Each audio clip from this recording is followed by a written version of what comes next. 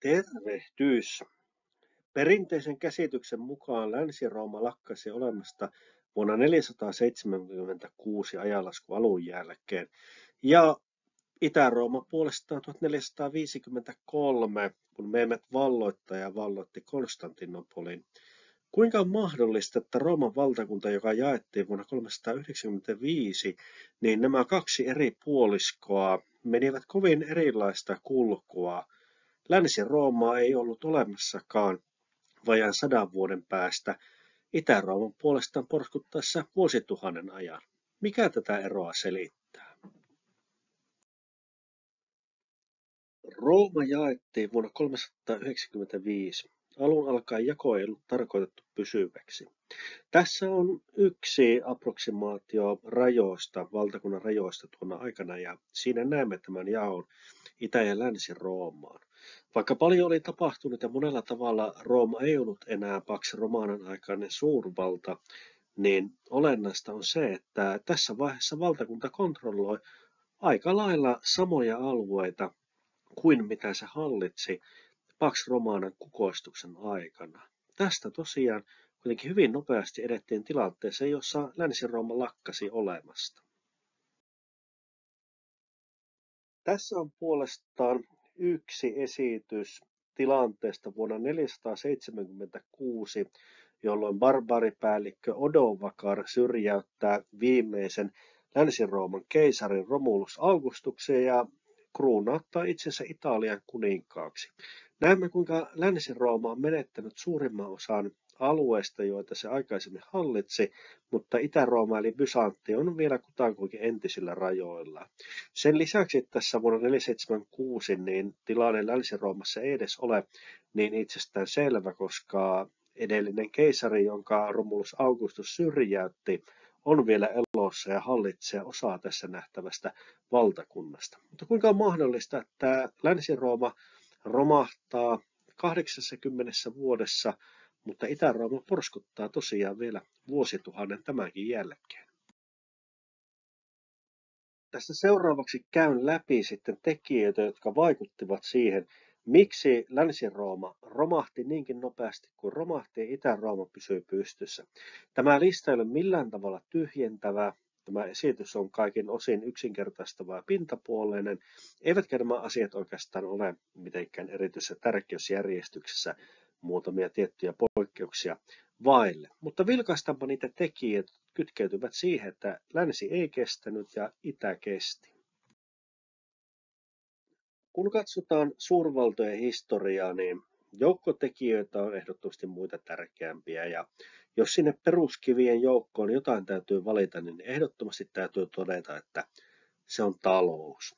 Kun me vertailemme itä ja länttä, niin huomaamme sen, että itäiset alueet olivat taloudellisesti huomattavasti vauraampia ja kehittyneempiä, ja kun myöhäisantiikin aikana, siitä 200-luvun kriisistä alkaen, kauppaverkostot pirstoutuivat, niin tästä kauppaverkostojen pirstoutumisesta kaikkein eniten kärsi nimenomaan valtakunnan läntiset alueet. Länsi ei muodostanut enää yhtenäistä talousaluetta, ja jos nyt itäkään ei sellaista entisen tapaan muodostanut, niin siellä kuitenkin kauppaverkostot toimivat paljon paremmin. Verotus oli raskasta molemmissa valtakunnissa, mutta erityisesti lännessä.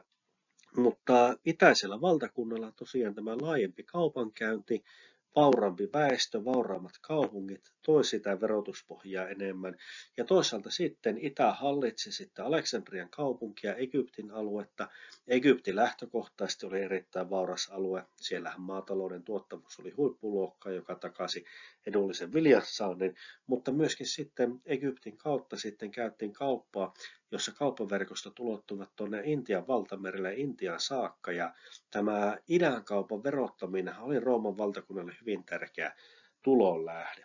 Pax Romanan aikana, kun arvioitu sitä valtavaa kaupan määrää, mitä Adeninlahden ja Punaisen meren kautta käytiin sinne itään, niin on korkeimmat sellaiset suurimmiten realistiset arviot ovat olleet sen, että Rooman valtakunnan tulosta jopa 40% tuli tämän Aasian kaupan verottamisesta.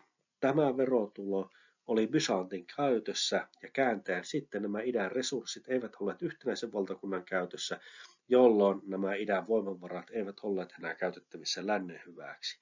Tämä 40% on mahdollisesti ja monien mielestä jopa todennäköisestikin liioittelua, mutta joka tapauksessa puhutaan siitä, että vähintään viidennes, kenties jopa kolmannes valtakunnan tuloista oli kukoistuksen aikana tullut tästä ulkomaankaupan verottamisesta.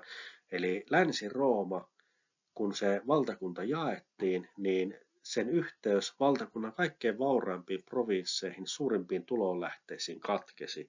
Ja itse asiassa meillä on syytä olettaa se, että tämä lännen tilanne osaltaan pysyi niin hyvänä kuin se pysyi sinne 300-luvun loppuun saakka, niin yksi tekijä tässä oli se, että sinne voitiin kanavoida näitä vauraan ja rikkaan idän taloudellisia resursseja.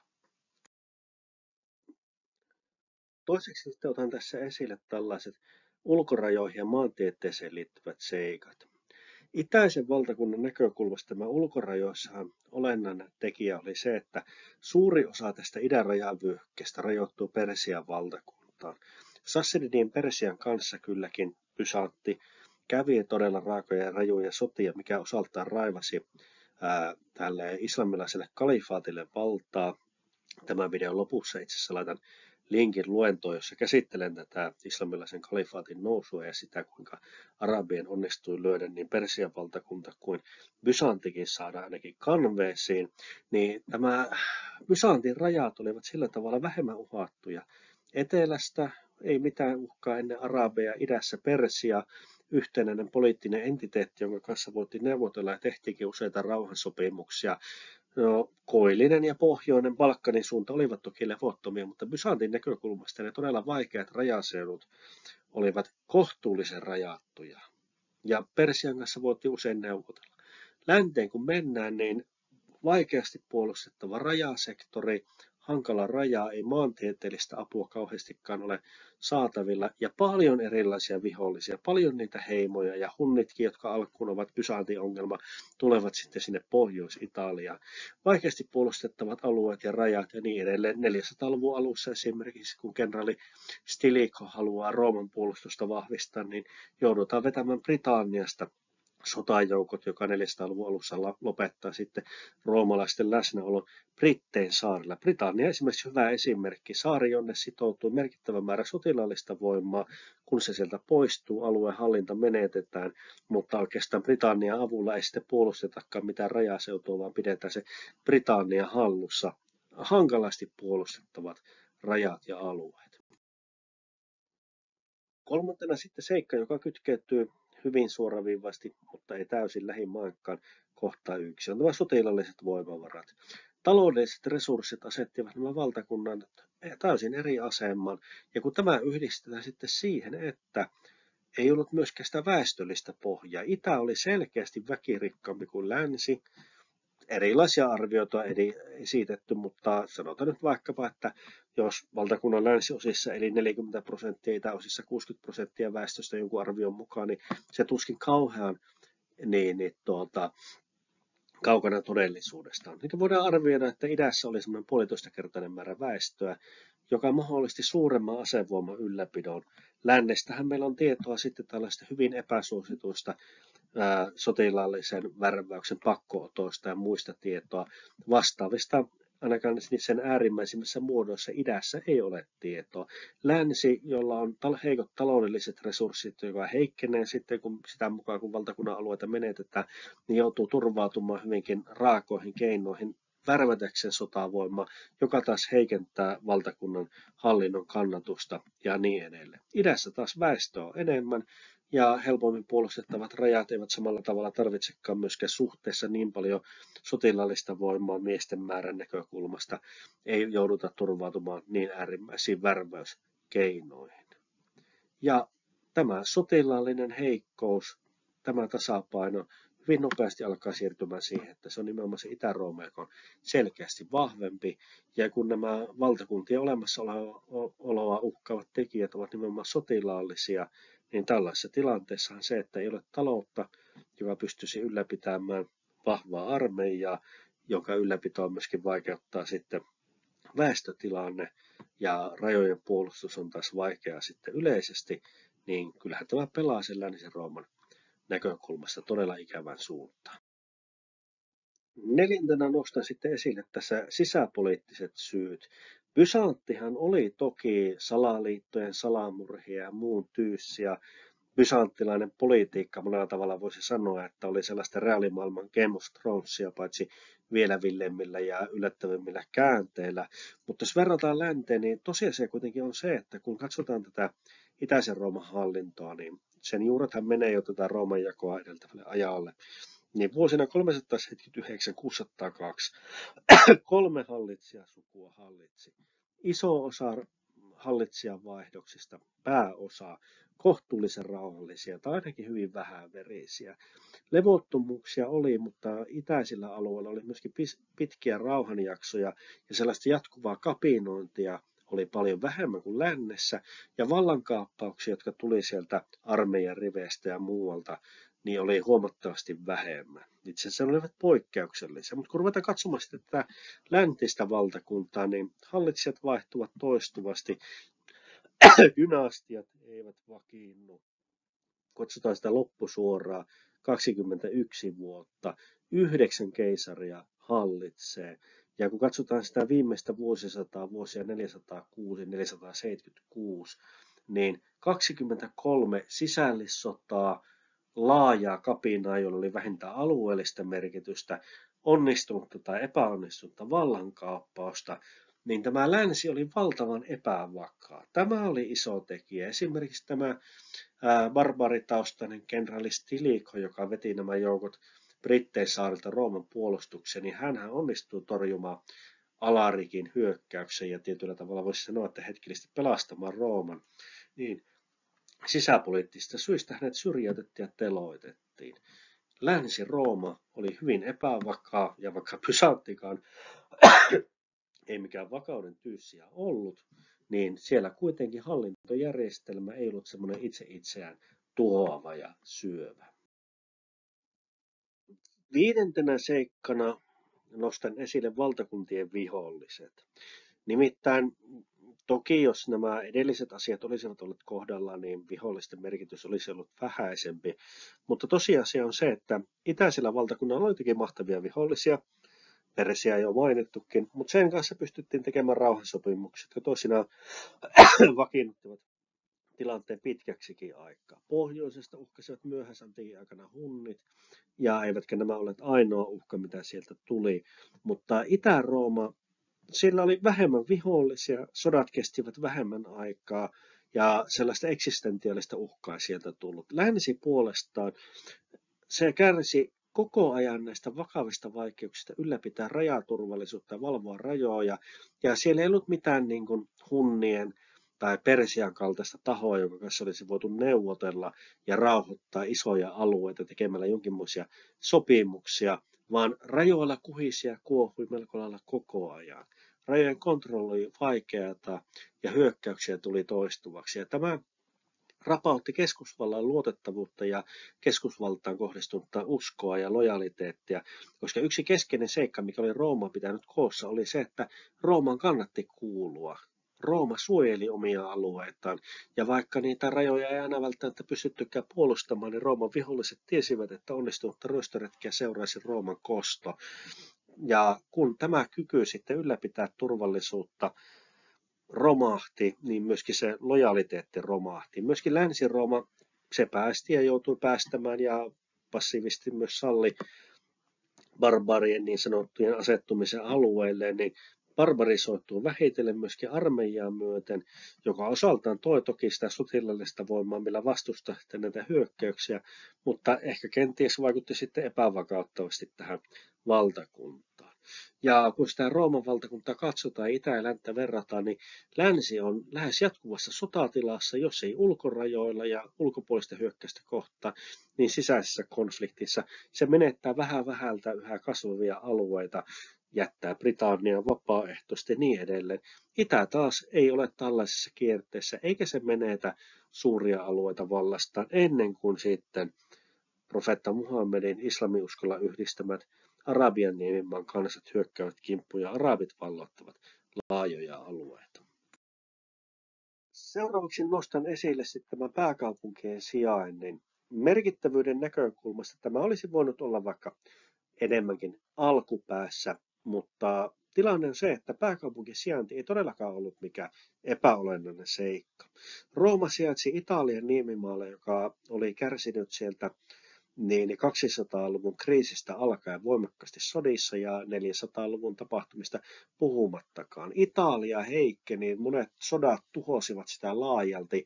Tällaista keskeisen sydänalueen tuhoa ja tuhoamista ei nähty Byzantin valtakunnassa. Toisaalta sitten Rooman valtakunta, se oli haavoittuva keskeinen sijainti, joka oli ollut aikanaan Pax Romanan aikaan ja valtakunnan vahvistumisen aikaan tärkeää, niin toi myöskin valtakunnan tällaisen haavoittuvaan asemaan, tai siis valtakunnan pääkaupungin. Italian niemimaata ei ollut helppo puolustaa ulkoa tulevia hyökkäyksiä vastaan.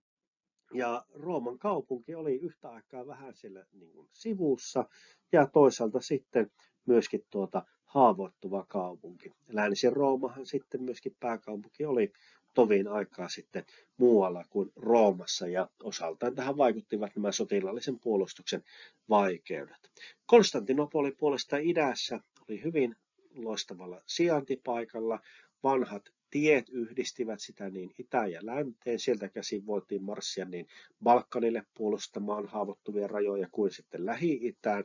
Meriyhteydet yhdistivät Konstantinopolin niin Mustalle merelle ja Välimerelle, joka turvasi ruoantuotannon, mutta myös mahdollisti sitten sen, että voitiin ylläpitää laivastoa, joilla sitten puolustaa sitä aluetta. Ja itsessähän Konstantinopoli oli myöskin rakennettu Niemimaalle, jonka puolustus oli myöskin hyvin helppoa sitten maantieteitse tapahtuvaa hyökkäystä vastaan.